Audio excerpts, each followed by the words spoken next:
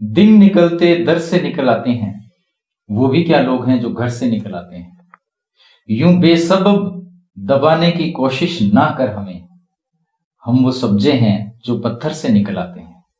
मित्रों, ये जो पंक्ति मैंने अभी बोली है, इस पे एकदम सटीक परिभाषा के रूप में, एक सटीक उदाहरण के रूप में आज एक ही क्लासेस में हमारे सामने मौजूद हैं मनीष जी पारीक।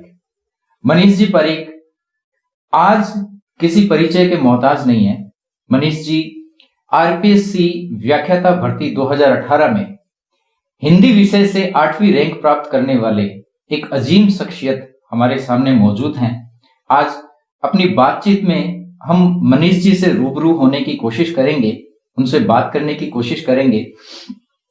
मित्रों, अगला जो 30 मिनट है इनसे बातचीत में, अगर वो आपके जीवन में कहीं काम आए, आपकी सफलता में वो कहीं ना कहीं अपनी भूमिका निभाए, या यूं कह सके कि आपके जीवन में सफलता की ये जो आपकी जो यात्रा है उसमें अगर मील का पत्थर साबित हो, तो मैं समझूंगा कि मेरा कलाम मुकम्मल हो गया है, मेरी कोशिश सफल हो गई है।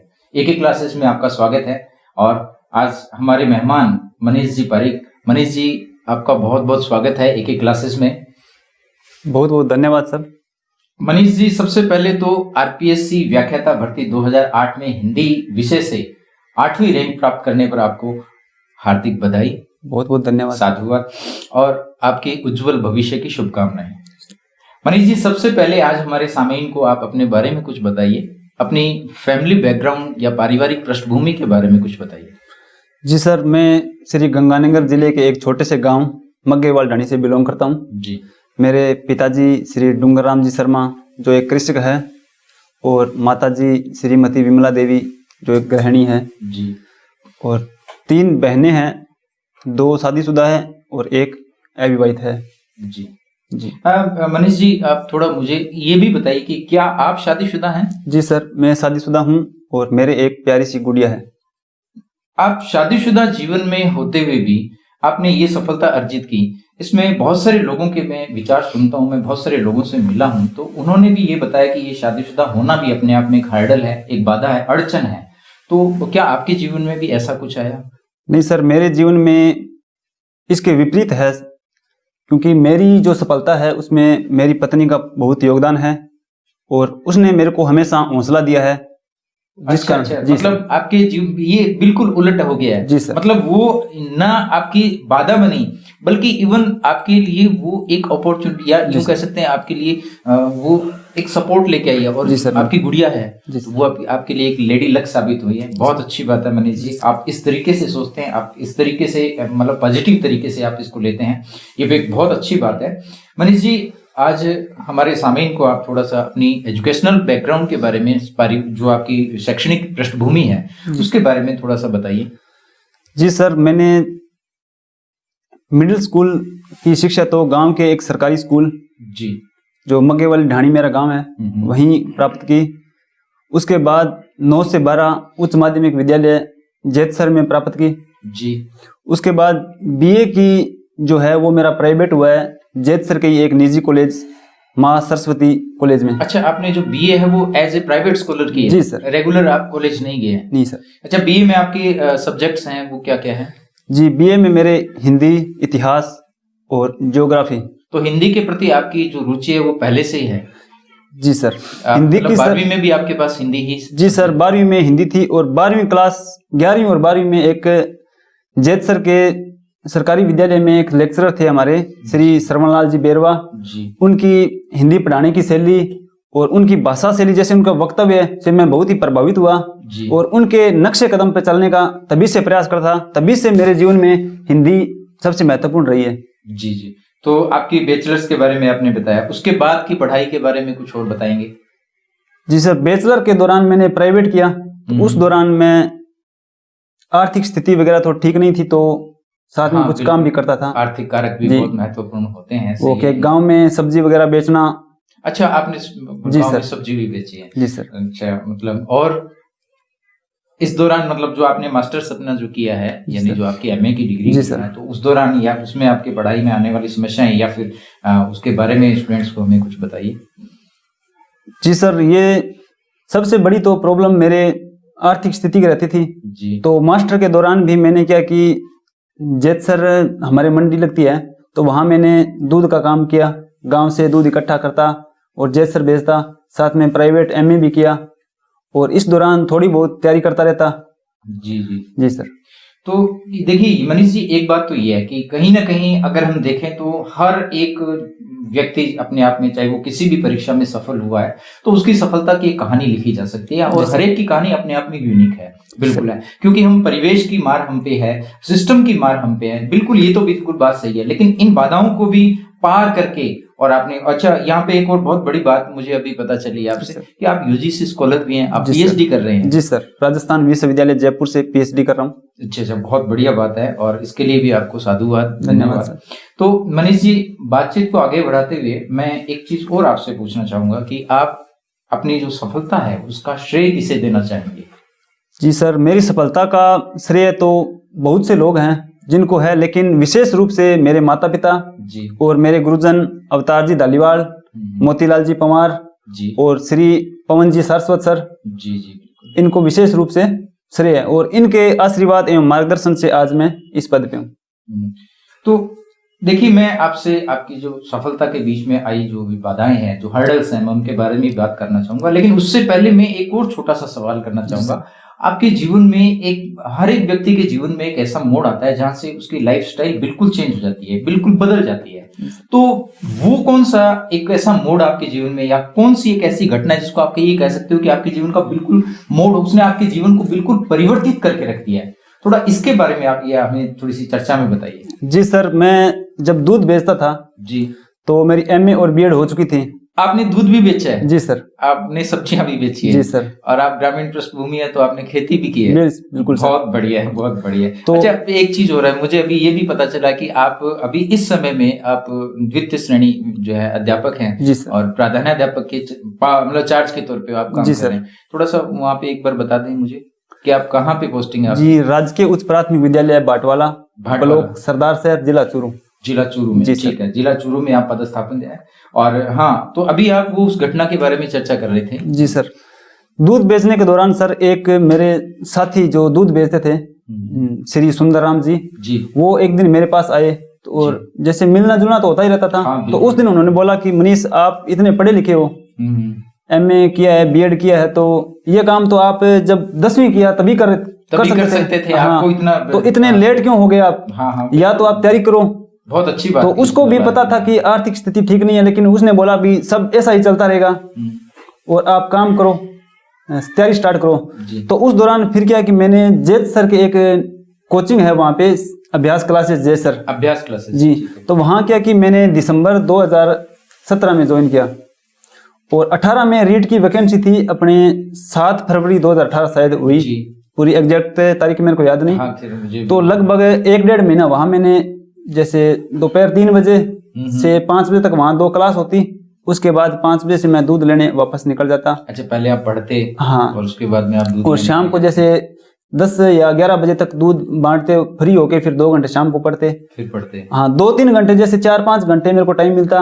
और फरवरी में एग्जाम हुआ तो उस एग्जाम में मेरे क्या कि 114 नंबर आ गए और उससे मेरे को बहुत ही जैसे हौसला मिला कि भी अगर मैं 2-2, 4-4 घंटे पढ़ के भी कर सकता हूँ तो आगे मैं बढ़ सकता हूँ। हाँ, कर सकता हूँ। हाँ, थोड़ा सा टाइम और दूं तो। हाँ, उसी आपकी जो स्टोरी है, मुझे सच में ना मेरे रोंगटे खड़े हो गए हैं उसको ये देख के कि आप काम कर रहे हैं और पढ़ रहे हैं और उसके बाद में आप सेल्फ मोटिवेटेड भी हो रहे हैं। ये बहुत अच्छी बात है। हाँ, आप बताते रहिए। हाँ, उस दौरान मुझे श्री मोतीलाल जी पंवार मिले जी। तो उन्होंने मेरा जैसे रीट का स्कोर कार्ड देखा जी और मुझे कहा कि आपको आगे बढ़ना चाहिए और आप भविष्य में बहुत ही बड़े पद पे होंगे। तो उन्होंने, जैसे उनके मित्र एक अवतार जी धालीवाल जो अनूपगढ़ के पास भातीवाड़ा गांव है, वहां पे लेक्चरर के पद पे हिंदी, तो उनके पास भेजा। तो उन्होंने मुझे व्यक्तिगत जैसे अपना चेला मान के, वो शाम को क्लास भी लगाते थे और सुबह मेरे को व्यक्तिगत घर बुलाते, सुबह व्याकरण वगैरह करवाई और शाम को क्लास में करवाई। उस दौरान वो 4 महीने मेरे लिए जिंदगी का सबसे बेस्ट पॉइंट है। उन 4 महीनों में मैंने 2nd ग्रेड अचीव कर लिया। वेरी गुड, बहुत बहुत बहुत बढ़िया, बहुत ही बधाई आपको इन चीजों के लिए। और अब बात मैं ये करता हूँ व्याख्याता भर्ती 2018 की, जिसमें आपने 8वीं रैंक प्राप्त की है। तो पहले तो ये बताइए कि इस भर्ती के लिए आप किसे अपना रोल मॉडल मानते हैं, या किस मानते हैं कि जिन्होंने आपके जीवन में नहीं होना चाहिए उसके बावजूद उन्होंने आपके जीवन में बहुत महत्वपूर्ण भूमिका निभाई है, इसके बारे में कुछ आप। जी सर, सेकंड ग्रेड परीक्षा देने के बाद मैंने एक, जैसे हमारे जैत सर के मित्र हैं अब्दुल जी, तो उनसे मैंने पूछा कि मुझे आज के व्याख्याता की तैयारी करनी है और आप मुझे कोई टीचर सुजेस्ट करो। ठीक है जी। तो उन्होंने बताया कि राजस्थान में पवन जी सरस्वत टीचर हैं, उनके लेवल का मुझे कोई लगा नहीं। अच्छा, आपको सूरतगढ़ जाओ, सत्यम एकेडमी नाम से है। हाँ, नहीं, मैं आपकी जानकारी के लिए ये भी बता दूं, यहाँ पे पवन जी सारस्वत हमारी एक एक क्लासेस में पवन जी सारस्वत जो है, तो यहाँ पे YouTube के माध्यम से जो बच्चों का हिंदी की कक्षाएं जो है वो नियमित रूप से दे रहे हैं। मैंने खुद उनकी YouTube वीडियो देखी है, मैं व्यक्तिगत रूप से उन्हें जानता हूँ। बहुत ही जहीन इंसान है, बहुत ही नॉलेजियस पर्सन है। तो इसके अलावा यहाँ पे मुझे थोड़ा सा एक और बताइए, मान लीजिए अभी जो हमारे ये वीडियो देख रहे हैं, इनमें आप अधिकांश ऐसे स्टूडेंट्स पाएंगे जो ग्रामीण पृष्ठभूमि से हैं और जो मतलब क्या है कि जिनका जो जीवन स्तर है वो बहुत अच्छा नहीं, निम्न मध्यम वर्गीय जो परिवार है उनसे वो संबंध रखते हैं। तो आप उनके लिए क्या सजेस्ट करेंगे कि उन छात्रों को कहाँ से अपनी तैयारी शुरू करनी चाहिए, क्योंकि आप उनके लिए एक रोल मॉडल हैं। ठीक है, आप जिस तरीके से आपने मुझे अपने बारे में बताया है, तो वास्तव में एक मतलब बहुत ही जीरो के लेवल से आप उठ खड़े हुए हैं। तो उनके लिए कौन सी पुस्तकें या कौन से ऐसे जो है स्टडी मटेरियल है वो आप बताना चाहेंगे, वो सजेस्ट करना चाहेंगे हमारे दर्शकों को, थोड़ा बताइए। जी सर, सबसे पहले तो मैं ये बताता हूँ कि जब मैंने सूरतगढ़ आया, जैसे 4 दिसंबर 2018 को पवन जी सरस्वत सर से मैं मिला जी। उनके मार्गदर्शन में मैंने जब तैयारी स्टार्ट की, तो उस टाइम क्या कि सेकंड ग्रेड तो मेरा लगभग पेपर अच्छा हुआ था, तो मेरा साहित्य वगैरह बिल्कुल नॉर्मल था। तो उस टाइम मैं पवन जी सरस्वत सर के पास आया, उसके बाद लगभग 4 महीने की तैयारी सर से की लगातार। तो पहले प्रयास में ही सर के मार्गदर्शन में मेरा JRF हो गया। जी सर। हाँ, और उसके बाद आगे राजस्थान विश्वविद्यालय में जैसे सीटें आई PhD के लिए, तो वहाँ मैंने एग्ज़ाम दिया, तो उसी एग्ज़ाम में पवन जी सरस्वत सर के सानिध्य में दिया और उसमें मुझे और राजस्थान में 3री रैंक प्राप्त हुई और मेरा PhD में एडमिशन हो गया। बहुत बहुत बढ़िया। तो कुछ पुस्तकें आप सजेस्ट करेंगे कि स्टूडेंट्स को कौन कौन सी पुस्तकें, या कोई एक विशेष लेखक के बारे में? जी सर, मैं हिंदी साहित्य की बता देता हूँ सबसे पहले। तो जो बच्चे नई तैयारी स्टार्ट कर रहे हैं तो उसके लिए नेट प्रतियोगिता साहित्य सीरीज की आती है, नेट सेकंड पेपर नाम से, अशोक तिवारी की, वो बुक सबसे बेस्ट है। और हिंदी साहित्य का इतिहास आचार्य रामचंद्र शुक्ल जी, वो भी सबसे, हाँ वो भी एक बार तो बच्चों को थोड़ा टफ लगेगा, लेकिन जब उसमें पढ़ने लगेंगे तो उसमें उनको इंटरेस्ट रहेगा, उसमें जीने लगेंगे वो। हाँ, रियली रामचंद्र शुक्ल के बारे में तो बिल्कुल ऐसा कहना जायज है और एकदम सटीक भी है। और एक प्रतियोगिता परीक्षा की दृष्टि से हिंदी भाषा एवं साहित्य का इतिहास, गोविंद पांडे एवं साहित्य का इतिहास, बिल्कुल इस पे गोविंद पांडे एवं सरस्वती पांडे, गोविंद पांडे एवं सरस्वती पांडे, हाँ वो भी सबसे बेस्ट बुक है, वो भी अच्छी किताब है। ठीक है, और कोई आप इसमें मटेरियल या कोई और ऐसा कुछ और जोड़ना चाहेंगे, या फिर इतना कहेंगे कि मतलब यहाँ तक सीमित होना चाहिए, बहुत ज्यादा पुस्तकों पे नहीं? जी, मेरी सफलता में तो सबसे बड़ा योगदान है आचार्य रामचंद्र शुक्ल जी का इतिहास जी, और मेरे गुरुदेव आदरणीय पवन जी सरस्वत सर के नोट्स जो मुझे व्यक्तिगत मिले, वहाँ उन्हीं का अध्ययन करके मैं ये सफलता प्राप्त कर पाया। तो यहाँ पर हमारी बातचीत का खैर दौर है और आपसे मैंने बहुत सारी चीजें, अब मैंने व्यक्तिगत रूप से मैं ये कह रहा हूँ कि मैंने आज आपसे बहुत सारी चीजें सीखी है कि किस तरीके से धैर्य नहीं खोना चाहिए, किस तरीके से आप एक छोटे से शुरुआत है वो कर सकते हैं। और आपने एक और बहुत अच्छी बात बताई कि जो आपके जीवन का जो टर्निंग पॉइंट है वो कोई बहुत बड़ा एजुकेशनिस्ट नहीं था, जो व्यक्ति आपके जीवन में आया, आपने बताया अभी सुंदरलाल जी, मैं सही बोलूं? जी सर। तो कोई भी व्यक्ति है, आप उससे प्रेरणा ग्रहण कर सकते हो और उसको मतलब उसकी जो प्रेरणा है उससे आप अपने जीवन में बड़ा से बड़ा मुकाम जो है वो हासिल कर सकते हैं। और मनीष जी, एक और चलते चलते मैं आपसे पूछना, आपके जीवन में ऐसे ही कौन सा मूल मंत्र है जो आपको मोटिवेट करता है, जो आपको प्रेरणा देता है? थोड़ा सा हम। जी सब, मेरे जीवन में मैं 3 शब्द हैं जिन पे हमेशा चलता आया हूँ और अपने जो तैयारी करने वाले हैं उनको भी बताना चाहता हूँ। धैर्य, निरंतरता और अभ्यास, ध्येय, ये 3 शब्द है। निरंतरता और अभ्यास, इन 3 शब्दों पर अगर कोई कायम रहता है तो सफलता बहुत नजदीक है। जी सर। और आप इसके अलावा जो भी हमने बातचीत की है, इसके अलावा आप कुछ हमारे दर्शकों को कुछ कहना चाहेंगे, अपनी तरफ से कोई अपील करना चाहेंगे?